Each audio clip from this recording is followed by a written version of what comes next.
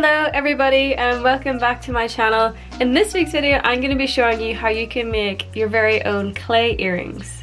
So this video is going to be a bit of an interesting one because as I was making these earrings a few things went wrong, and at one point I thought the earrings were completely ruined. So I'm going to take you through the process of how I made these, the problems that I encountered while making them, and also how I tried my best to resolve these problems. So here are the materials you'll need. I use sculpty clay, various little metal earring attachments like studs and jump rings, and I also use these cookie cutters that I've had for years so I could cut out nice arches and circles. So once you've rolled out your clay, a little tip that I have for you guys is to actually get just household cling film and cover the clay with cling film. That way, once you go to use your cookie cutters, you press it onto the cling film and that will actually give you really nice rounded edges without you having to smooth it with your fingers, and it'll also make a nice clean break in the clay. So all you have to do is cut out your shapes and then delicately peel away the cling film, and then you have some really nice clean cut earring shapes.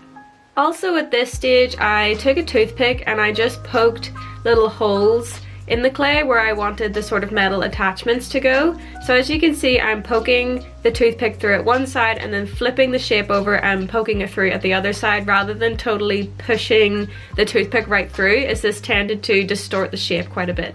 So once you have baked your clay, you might find that you have some rough and sort of straggly edges, and a way you can get rid of that is of course with sandpaper.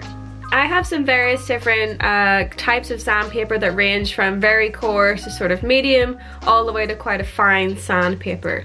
And for this, I mostly use the coarse sandpaper to get away the sort of craggly edges, and then once I got rid of all the sharp edges, I used the fine sandpaper to just smooth away any scratches. Once your clay pieces are lovely and smooth, you can of course start painting them, which is one of my favourite parts in this process. So I really wanted to make sort of rainbow arch earrings. I kind of went for my sort of typical sunset colours that I'm really loving at the minute. I kind of went for some mints and pinks. I love green and pink at the minute, and sort of sunset warmer colours. I find it really summery, so that's the kind of colour palette I went for these earrings. Once your earrings are beautifully painted and dry, it's time to gloss them, and this is where it all went wrong for me. So I really wanted to try this new clear gloss sealer that I'd never used before. I thought it'd be really easy because you just spray it on and you let it dry and it'd be so much faster than resin, but no. Hi there. So I just checked my earrings again. They had the second coat of gloss on them and they're still like tacky, like they haven't dried, and they've been curing for like 24 hours.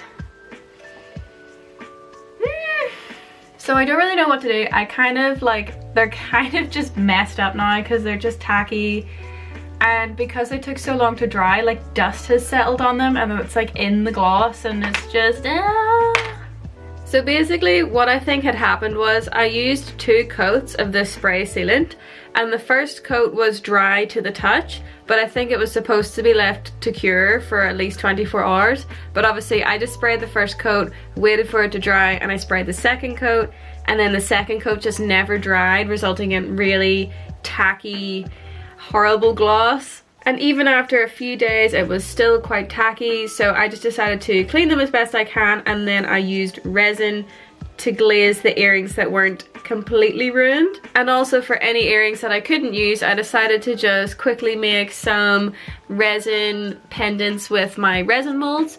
You've probably seen my how to make resin jewellery in a previous video, but if you haven't, and if you want to see that process in more detail, you can check that out. And then once everything was coated in UV resin and it had been left to cure in the sun, I glued on these little sterling silver stud backs to my earrings. And now it's time to assemble them, so I use these little jump rings, and very easily you can just open these and attach the 2 halves of the earrings. This part can be a little bit fiddly and a little bit annoying, but it doesn't last very long and it's actually quite quick. And as you can imagine, I was really relieved that I was able to salvage what I could and make some sort of earrings out of what I had left, and I still think they turned out really pretty.